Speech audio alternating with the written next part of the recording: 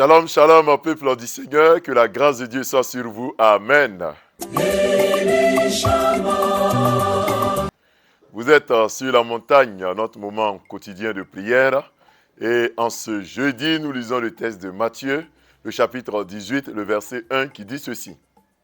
En ce moment, les disciples s'approchèrent de Jésus et dirent, « Qui donc est le plus grand dans le royaume des cieux ?» Amen.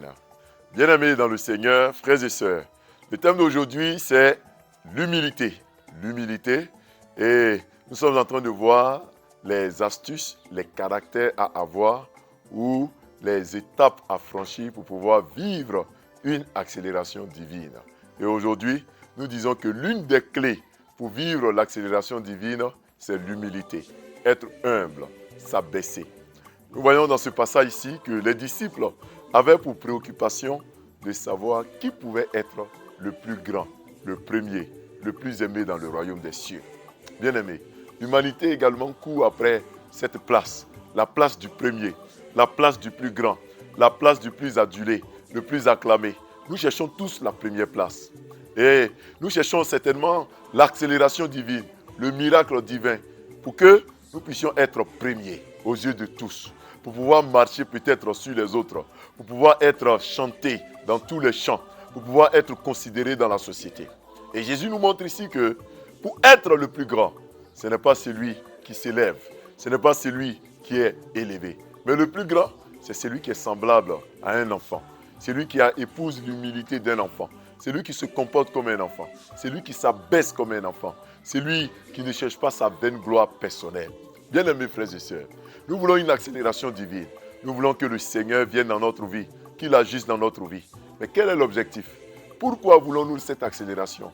Est-ce pour pouvoir être considéré dans la société comme le plus grand, comme le plus fort, comme le plus puissant? Ou nous voulons simplement notre propre gloire? Le Seigneur dit que si tu veux être le plus grand, sois le serviteur des autres, sois celui qui s'abaisse, sois celui qui travaille pour les autres. Travaillons les uns pour les autres.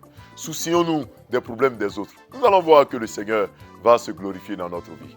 Frères et sœurs, Dieu va se glorifier dans votre vie. Le Seigneur va agir dans votre vie. Dieu va agir puissamment dans notre vie. Il suffit simplement de poursuivre l'humilité. Et si nous ne l'avons pas, demandons-la au Seigneur.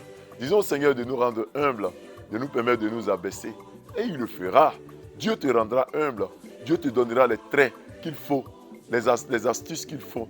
Il te donnera les caractères qu'il faut pour pouvoir vivre cette accélération. Humilions-nous et Dieu nous élèvera. Vous qui êtes déjà élevés en dignité, humiliez-vous. Ne prenez pas vos places comme des acquis. Soyez humbles et le Seigneur vous bénira. Amen. Prions.